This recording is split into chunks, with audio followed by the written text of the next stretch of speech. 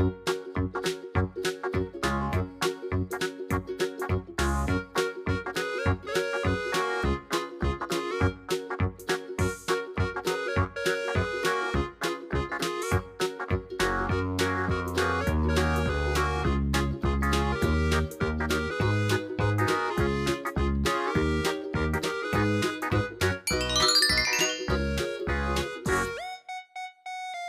สดีค่ะ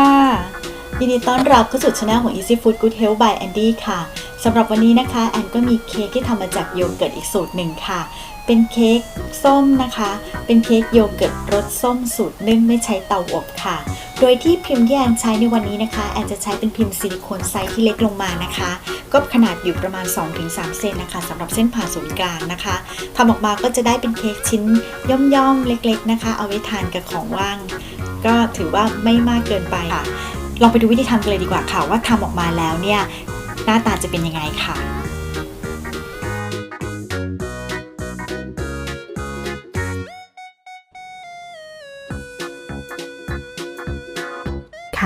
เริ่มแรกเลยนะคะก็นำนมเปรี้ยวดัชมิลรสส้มนะคะมาเทใส่แก้วค่ะหลังจากนั้นก็ใส่น้ำตาลทรายลงไปค่ะแล้วก็คนให้เข้ากันค่ะในส่วนของน้ำตาลทรายนี่ลองชิมดูก่อนนะคะว่าอยากได้รสที่ออกหวานมากหวานน้อยแค่ไหนค่ะหลังจากนั้นนะคะร่อนแป้งค่ะผงฟูแล้วก็เบกกิ้งโซดาร่อนรวมกันประมาณ1 ครั้งค่ะ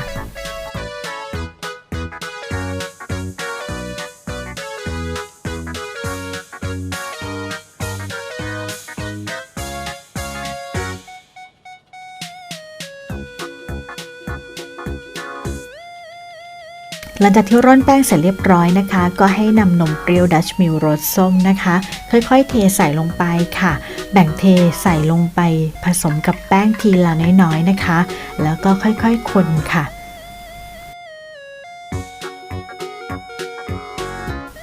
ค่อยๆเทใส่ค่อยๆคนไปนะคะจนกระทั่งแป้งละลายค่ะ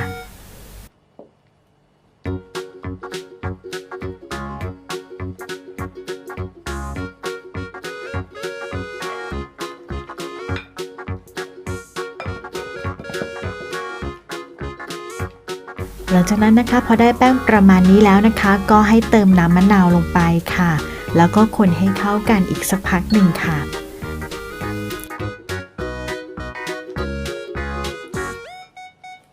พยายามให้แป้งที่คนได้นี้นะคะอยู่ในลักษณะที่เนียนใสแต่ยังคงความหนืดอยู่นะคะ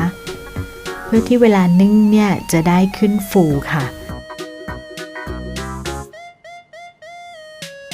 หลังจากนั้นเราก็จะพักแป้งนะคะพักนานๆค่ะพักแป้งเป็นระยะเวลาประมาณ45 นาทีค่ะ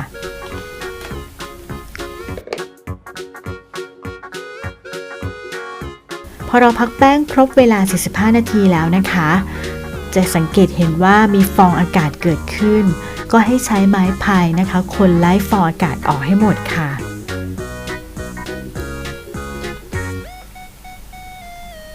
หลังจากที่คนไล่ฟองอากาศเสร็จเรียบร้อยแล้วนะคะก็ให้ตักใส่พิมพ์เลยค่ะ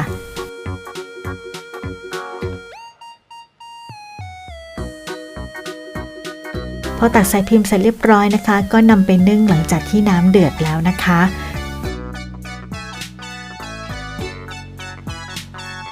นึ่งไฟแรงนะคะหลังจากน้ำเดือดเป็นเวลาประมาณ 3-5 นาทีจนกระทั่ง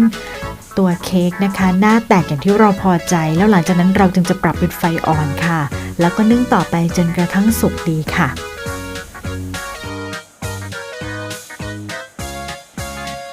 ถ้าเราใส่พิมพ์ซิลิโคนเราก็จะได้เค้กมาในลักษณะนี้ค่ะ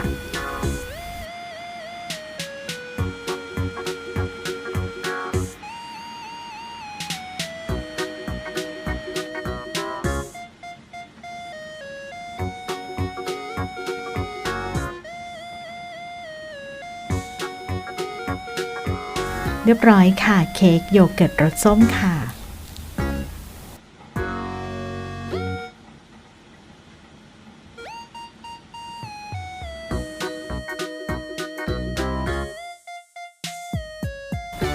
เป็นยังไงบ้างคะสำหรับเค้กส้มสูตรโยเกิร์ตนะคะทำออกมาแล้วหอมน่าทานมากๆเลยซึ่งถ้าเกิดใครจะทำไปขายเนี่ยแอนว่าโอเคสำหรับไซส์นี้ค่ะเพราะว่าไม่เล็กแล้วก็ไม่ใหญ่จนเกินไปนะคะ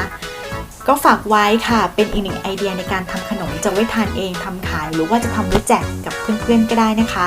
วันนี้ลาไปก่อนค่ะแล้วพบกันใหม่คลิปหน้านะคะขอบคุณสำหรับทุกๆการติดตามค่ะสวัสดีค่ะบ๊ายบายค่ะ